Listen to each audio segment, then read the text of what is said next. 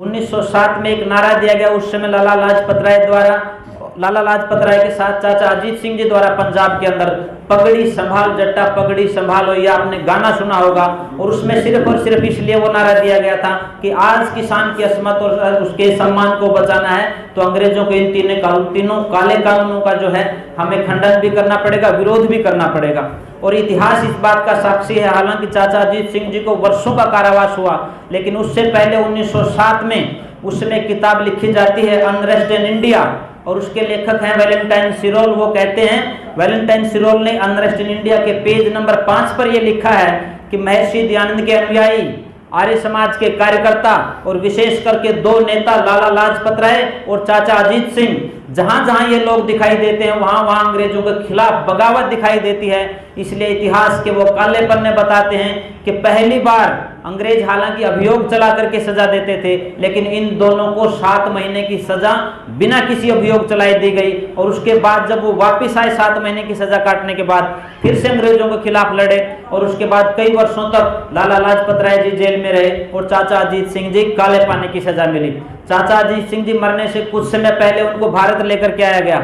उनको टीबी हो चुकी थी और उनको डैलोजी में रखा गया। डैलोजी ठंडा क्षेत्र था और ये मान करके कि शायद वो ठीक हो जाएंगे, लेकिन विडंबना देखिए, जिस परिवार की 3 पीढ़ियां जो आजादी के आंदोलन में खपी, और इस बात को देखने के लिए कि हम आजादी के उस सूरज को देखना चाहते हैं जिसके लिए लाखों लोगों ने अपना बलिदान दिया है।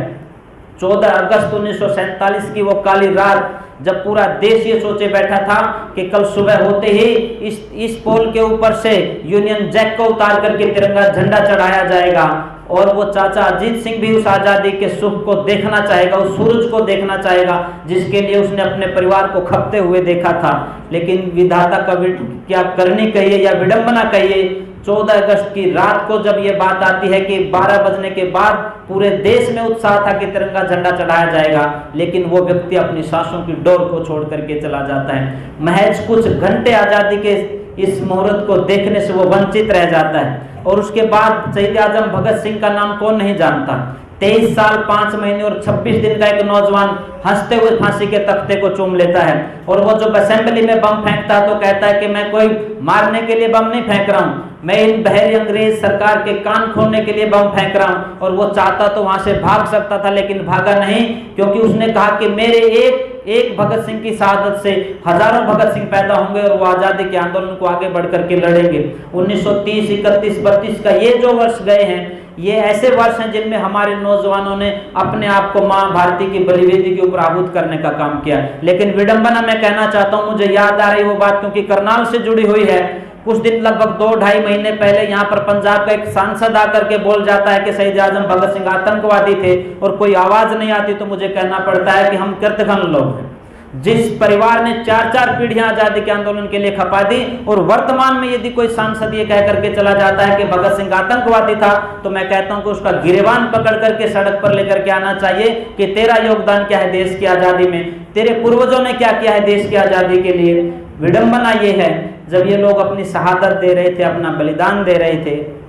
बहुत से लोगों ने ये कहा होगा कि शहीदों की चिताओं पर लगेंगे हर वर्ष मेले, और वतन पे मरने वालों का यही बाकी निशा होगा। एक उर्दू के शायर ने इसका जवाब बड़ी सुंदर तरीके से दिया है, और शायद वो जवाब आज़ादी के आंदोलन या देश में आज़ाद होने के बाद लिखा गया होगा कि उनकी कब्र पर एक भी दिया नहीं जिनके खून से जलता था चिरागे वतन, उनकी कब्र पर एक भी दिया नहीं जिनके खून से जलता था चिरागे वतन, और महकते हैं मकबरे उनके जो चुराते थे शहीदों के कफन। जिन लोगों ने शहीदों के कफन चुराने का काम किया, जिन लोगों ने उनकी मुखबरी करने का काम किया, उनके आज मंदिर बनाए जा रहे हैं, उनके नाम पर बड़े बड़े आयोजन किए जा रहे हैं। लेकिन कौन आज 75 साल देश को आजाद हुए हो गए हैं, मैं किसी एक सरकार का ना मैं विरोधी हूं ना समर्थक हूं, ना मैं बीजेपी का समर्थक हूं ना मैं कांग्रेस का समर्थक हूं, मैं ऋषि दयानंद और आर्य समाज का समर्थक होने के नाते, उसका एक छोटा सा कार्यकर्ता होने के नाते 75 साल का हिसाब मांगता हूं कि साहब हमारे पूर्वजों ने जो बलिदान दिया है